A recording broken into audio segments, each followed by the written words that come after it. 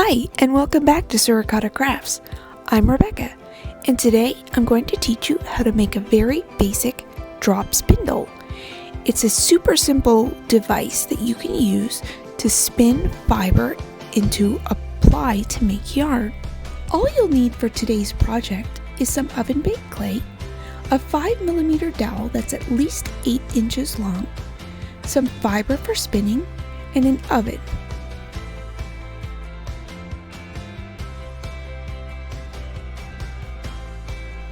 Start by taking a piece of oven-baked clay and work with it till it's soft.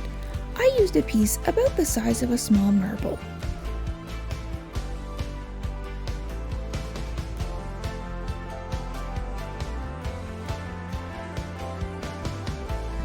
Do the same with your second color.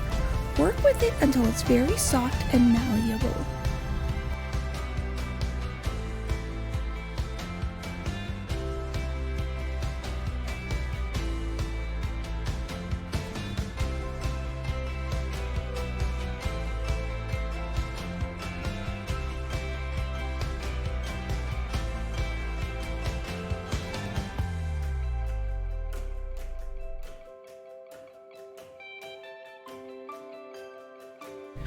Roll out both colors, line them up side by side, and start twisting them together.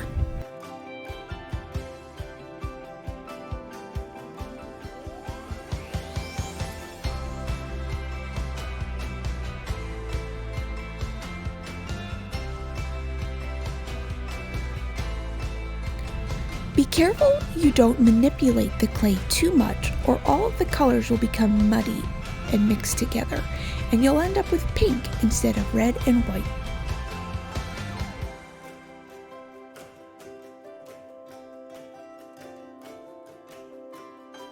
Smush it, twist it, and play with it until you're happy with the way that it looks. Then, flatten it into a disc.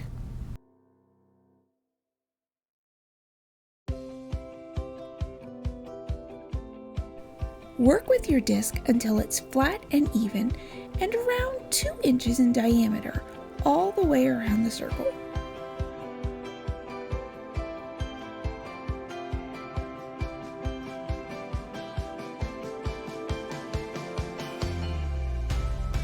Now take your dowel and line it up to what you think is probably the closest to the center as you can possibly get. When you've got it lined up to where you want it to be, press down on the dowel and make an indent all the way through your disc. Smooth the other side so there isn't a ridge, and then insert your dowel again to make sure that you haven't closed up your hole. Take the time to ensure that it's as round as you can get. We want this to be balanced.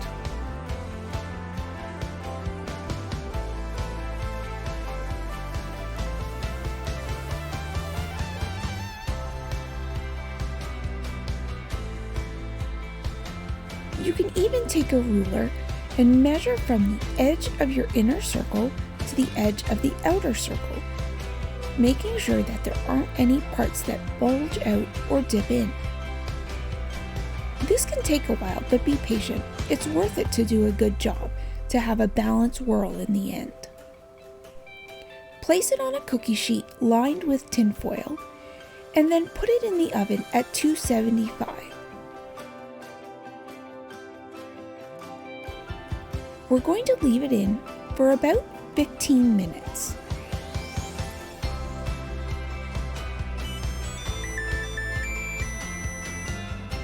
When your timer goes off, take it out of the oven and allow it to cool. Don't touch your disc. It is very hot and retains heat for quite a while.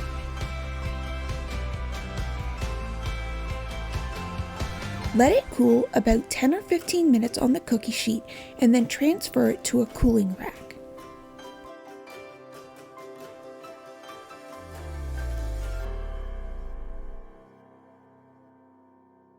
When your whirl has cooled enough that you can touch it comfortably, insert the dowel to make sure the center hole didn't close too much during cooking.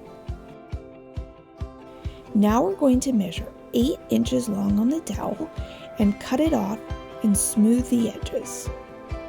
You don't want anything rough that could catch on your fiber as you spin.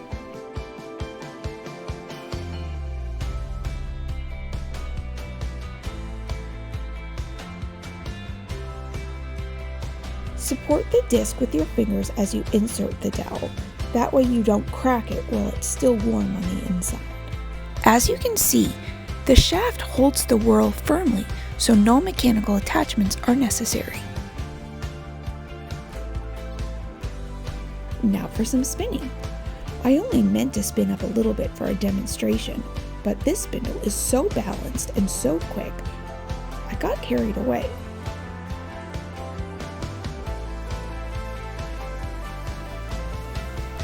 To start, twist some yarn by hand until it is tight. Make a loop and slip it onto the dowel to get started. Chances are it might slip off a little bit as you get started, but just work with it. Start winding it around itself and it will stay better.